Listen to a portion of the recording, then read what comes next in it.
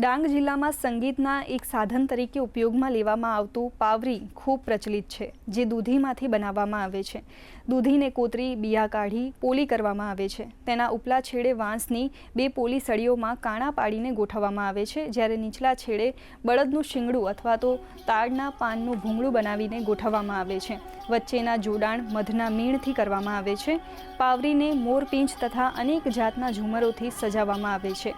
ડાંગ જિલ્લાના મોટા ભાગના કલાકારો પાવરી વગાડતા હોય છે, ત્યારે પાવરી વાદ્ય થકી હવે લોકોને રોજગારી પ્રાપ્ત થઈ રહી છે।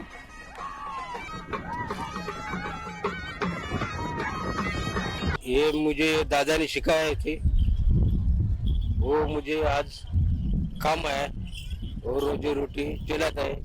शनिवार को रविवार को दिन में इधर आता हूँ और पावरी बजाता हूँ। पब्लिक आता है, नाचता है, वो मजा करता है, इसलिए मैं शनिवार रविवार को आता हूँ।